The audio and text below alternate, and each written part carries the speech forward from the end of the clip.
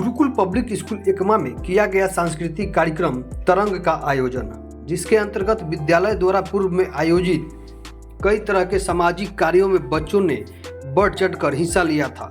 साथ ही विज्ञान दिवस सप्ताह के तहत प्रदर्शनी कर समाज को 2047 तक देश को विकसित भारत के सपने को साकार होने संबंधित चीज़ों को दिखाया गया था।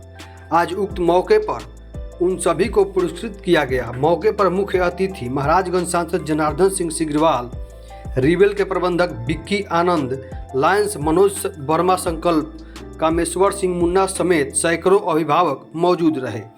आइए देखते हैं मौके पर महाराजगंज सांसद ने बच्चों को संबोधित करते हुए क्या कहा।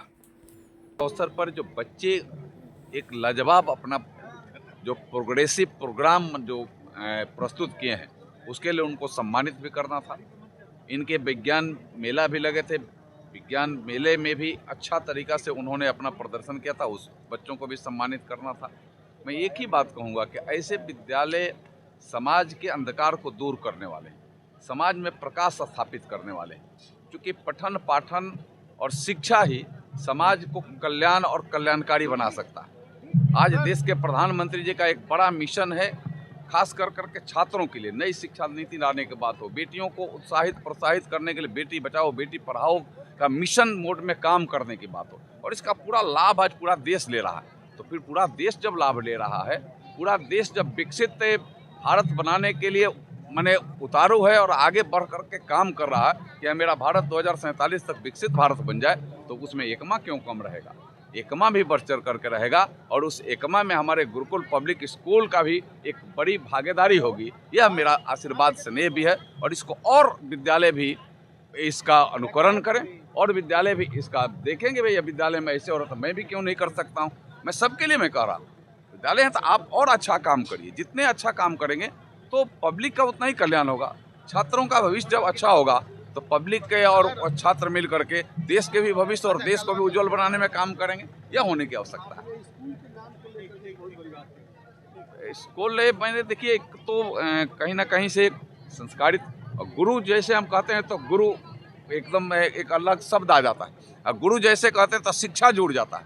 और गुरुकुल बने हैं, यो मैंने हमको लगता है पौराणिक पद्धति का है। पहले गुरुकुल पद्धति भी रहता था शिक्षण में। छात्र जो हैं वो गुरु के घर जाते थे, आश्रम जाते थे शिक्षा ग्रहण करने के लिए।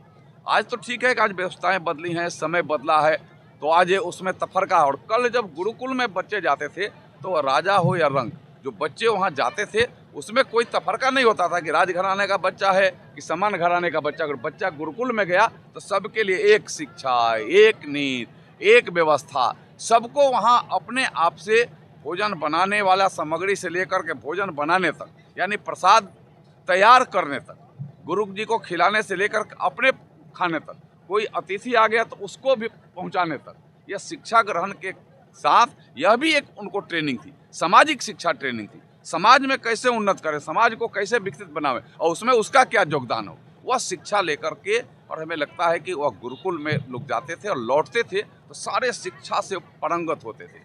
वह चाहे अस्त्र शस्त्र चलाने की शिक्षा हो, पठन पाठन की शिक्षा हो, राजतंत्र चलाने की शिक्षा हो, समाज को व्यवस्थित बनाने की तमाम शिक्षाएं गुरुकुल में दी जाती थी। और यह गुरुकुल नाम यहाँ पड़ा है तो मैं समझ रहा हूँ कि यह भी विद्यालय उस दिशा में काम कर रहा होगा। क्योंकि मैंने बच्चों का एक देखा है, एक प्रदर्शन मैंने बच्चों का थीम पर भले वह कार्ड मैंने अपने प्रदर्शन कर रही थी, लेकिन लगता था कि उनके अंदर में वह कंप्यूटर फिट है, लगता था कि इलेक्ट्रॉनिक सिस्टम फिट है, वैसे अपने भाव को प्रदर्शित कर रही थी। और इतना सुंदर जब भाव अपना प्रदर्शित करने का काम इस देहात का विद्यालय कर रहा है, तो कहीं ना कहीं इस विद्यालय में पठन पाठन करने वाले लोगों का भी एक प्रयास है, संकल्प है।